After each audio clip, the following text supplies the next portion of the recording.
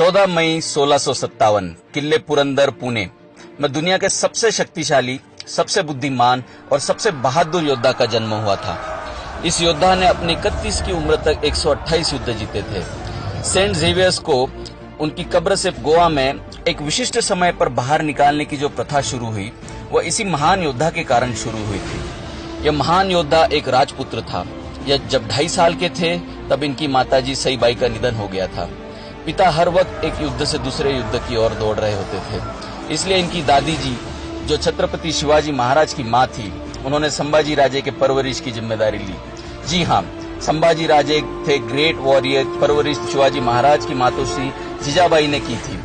अपनी उम्र के 8.5 साल में ही संभाजी राजे 14 भाषाओं के पंडित बन चुके थे।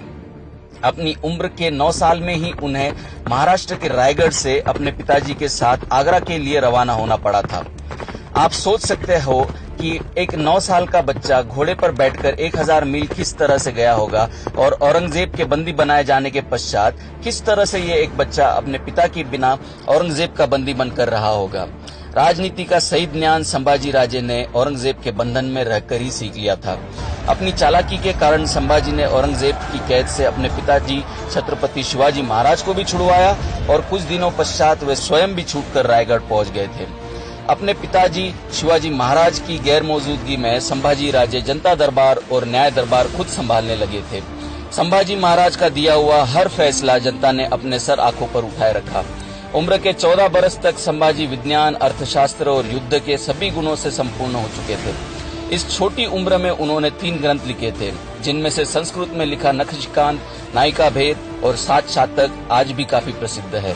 इनमें से नखशिकांत में जो गणपति का वर्णन और स्तुति संभाजी राजे ने की है, वैसा वर्णन श्री गणेश का शायद ही आज तक किसी ने किया होगा। 16 जनवरी 1681 में संभाजी राजे छत्रपति बने। मराठों के ये पहले राजपुत्र थे जो छत्रपति बने थे। छत्रपति बनते ही इन्हें एहसास हुआ कि मराठा साम्राज्य के पास धन धान्य की बहुत दिक्कत थी, जिसके चलते इन्होंने सीधे औरंगजेब के औरंगाबाद और बुरहानपुर पर आक्रमण करके काफी बड़ी मात्रा में धन और जेवरात इकट्ठा किए। औरंगजेब ने गुस्सा कर आगरा छोड़ा और सीधे छत्रपति संभाजी राजे को सबक सिखाने का फैसला लिया। मराठों को सबक सिखाने के लिए वो महाराष्ट्र की ओर अपने 5 लाख सैनिक और 4 लाख जानवर, जिनमें ऊंट, घोड़े और हाथी काफी बड़ी मात्रा में शामिल थे, उनको लेकर निकल पड़ा। मराठों की जान उनके गढ़ किलों में हुआ करती थी, इसीलिए औरंगजेब ने नासिक के रामसेस किले को अपना सबसे पहला निशाना बनाया।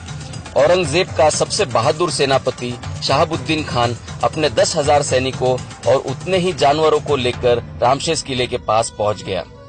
किला एक दिन में जीतने का विश्वास शहाबुद्दीन खान ने औरंगजेब से जताया था।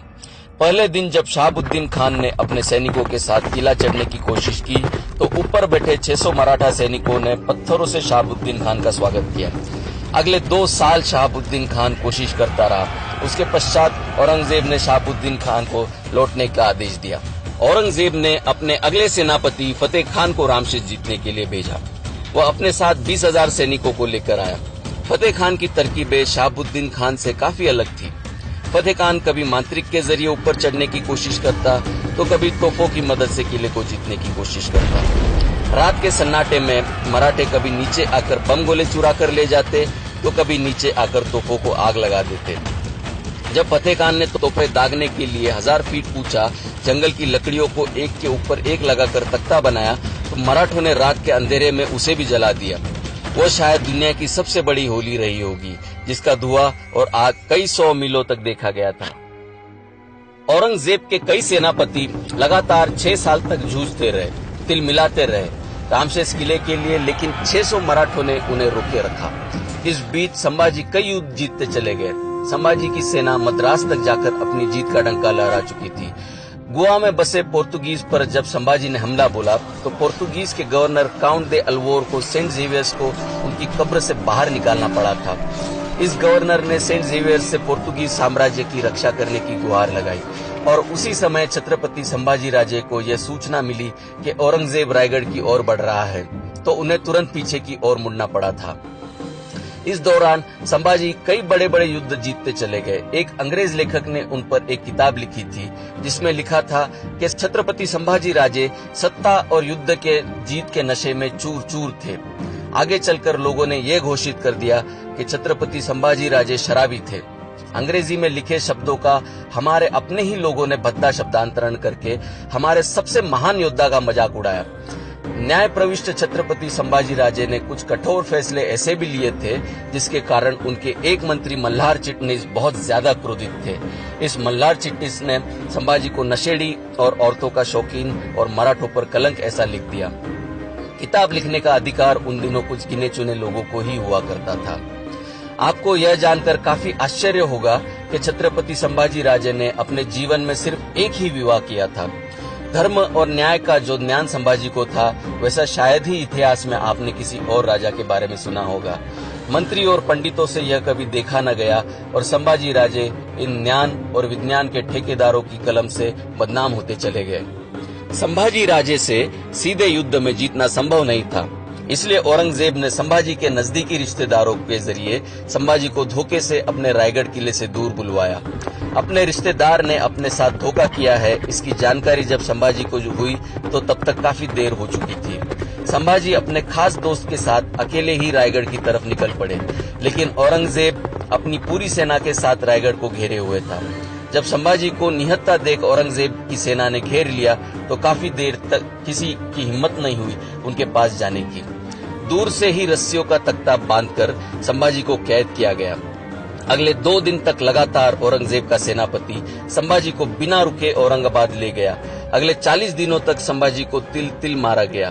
कभी उनकी आंखें निकाली गई, कभी उनकी जुबान काटी गई, कभी उनकी उंगलियां काटी गई, तो अगले दिन उनके हाथ काटे गए, फिर उनकी टांगे काटी गई और 40 दिन के पश्चात उनकी गर्दन काटकर उन्हें मार दिया गया।